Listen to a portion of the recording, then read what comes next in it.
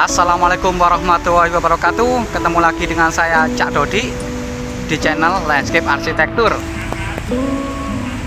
Saat ini saya pengen mengajak jalan-jalan teman-teman semuanya untuk jalan-jalan ke taman yang barusan saja saya kerjakan, yaitu Taman Literasi atau Taman Baca. Oke teman-teman, langsung saja ya saya ajak jalan-jalan ke dalam taman. Nah, ini saya berada di depan taman.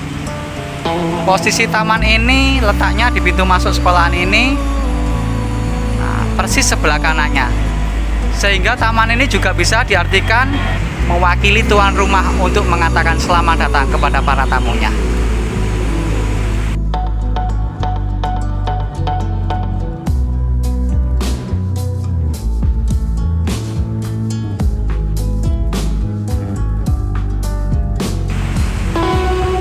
Nah, ini Taman Literasi ini kalau malam bisa nyala ya signage-nya ini. Oke teman-teman, ini langsung saja saya masuk di akses masuk taman yang pertama. Nah, ini setapak ini ya, warna merah. Kemudian nah, ini ada disebut plaza ya, tempat berkumpul juga. Nah, ini teman-teman.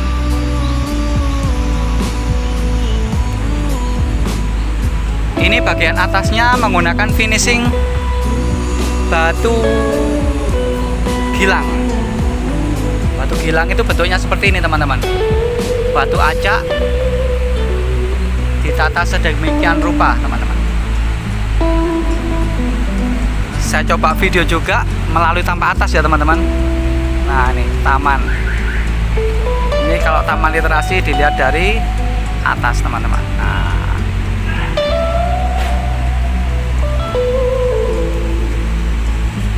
teman-teman.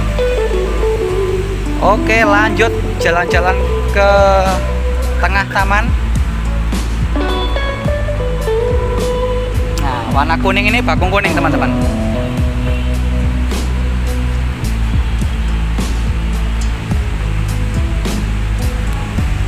Oh iya teman-teman, karena ini yang desain saya sendiri, jadi saya pengen bercerita tentang arti dari desain ini. Ini jalan ini berwarna abu-abu.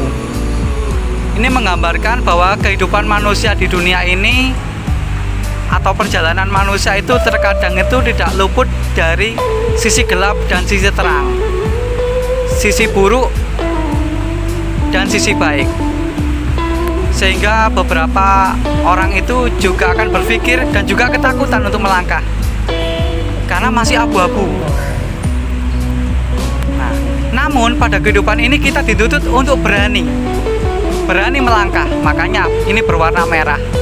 Merah ini mengartikan berani. Jadi kita itu dituntut berani untuk melangkah. Karena ini di sekolahan, ini juga diartikan adalah jenjang pendidikan. Artinya harus melangkah setapak demi setapak. Harus ada keberanian. Nah, ini teman-teman, setapak demi setapak. Namun ketika kita melangkah teman-teman, kita juga tidak harus bergerak terus. Ada kalanya kita itu juga perlu duduk. Kalau dalam kehidupan sehari-hari itu tidak harus bergerak terus, tidak harus kerja terus.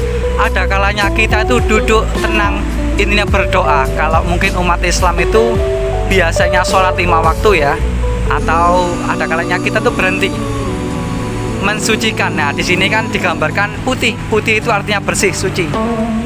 Sehingga tidak harus bergerak terus. Oke, itu teman, sedikit arti dari pembuatan taman ini atau filosofi warna yang saya pakai di sini. Oke, kembali teman-teman. Kembali ke mungkin tanaman ini ya. Saya jelaskan juga jenis-jenis tanaman ini. Kalau yang kuning ini namanya bonsai anting putri. Ini kebetulan waktunya mangkas teman-teman. Harusnya ini dipotong lebih bagus ini nanti. Mungkin ya 2-3 hari ke depan nanti. Coba saya akan saya potong, saya rapikan. Nah, untuk poin ini ada bak taman, bentuknya bulat. Bulatnya ini kurang lebih sekitar 2 meter teman-teman. Dengan menggunakan finishing batu bobos. batu bobos itu seperti ini teman-teman. Nah, coba saya dekatkan ya. Nah, batu bobos. Jadi batu alam ini cukup keren ya, warnanya krem. Kalau yang lantai ini namanya batu andesit. Sedikit mungkin belajar tentang batu ya, atau berbagi informasi teman-teman. Oke. Lanjut lagi jalan-jalan teman-teman. Nah, ini ada setapak lagi. Setapak ini warnanya merah tadi ya, kotak-kotak tadi. Kalau ini adalah Kamboja eksotik yang barusan berbunga ini ya. Maaf, berdaun. Daunnya baru tumbuh ini. Nah, mungkin beberapa teman pasti juga pernah bertanya ya, entah itu di jalan sering ada penanaman pohon kok nggak ada daunnya ya. Maksud dari penanaman biasanya daunnya dikurangi ini adalah mengurangi proses fotosintesis.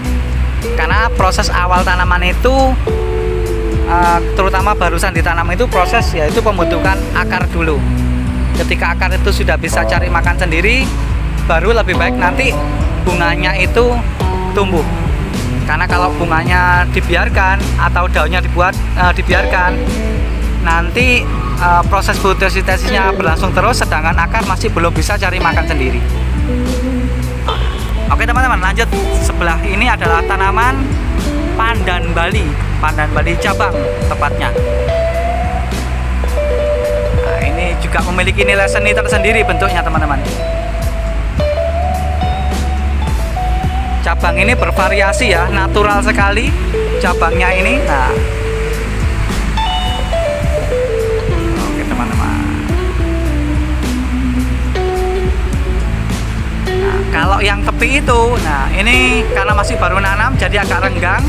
Nanti kalau daunnya lebat itu akan fungsinya menjadi pagar hidup. Jenisnya yaitu Bougainville variegata. Bunganya warna ungu atau pink. Nah, ini sepanjang pembatas taman itu ada pagar hidup yaitu jenis Bougainville variegata.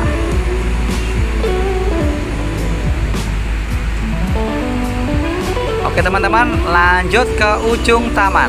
Nah ini teman-teman, kita sampai di ujung taman. Nah, di taman ini ada kanopi. Kanopi ini nantinya difungsikan adalah tempat menyimpan sedikit buku. Kenapa saya katakan sedikit buku? Karena sekolah ini sudah punya perpustakaan sendiri yang lebih banyak. Jadi buku ini sifatnya adalah menyimpan dalam jumlah sedikit atau sebagai bahan untuk bacaan di sinilah di taman ini. Ini ada sedikit renovasi juga ya.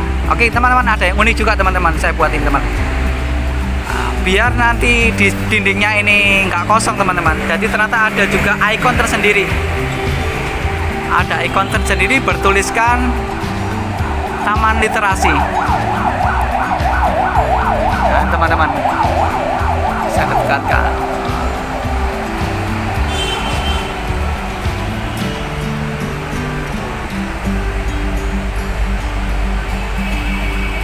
Kalau yang untuk pembatas dari pagar ini saya menggunakan palem kuning. Tujuannya yaitu mengsoftkan dinding pagar dengan taman ini supaya tidak terlihat kaku. Jadi ada pemanis atau mengesoftkan dengan palem kuning. Oke teman-teman, itulah tadi jalan-jalan atau berbagi tentang hasil pekerjaan saya yang baru selesai di Taman Literasi ini. Semoga bermanfaat dan juga menambah inspirasi buat teman-teman semuanya. Wassalamualaikum warahmatullahi wabarakatuh.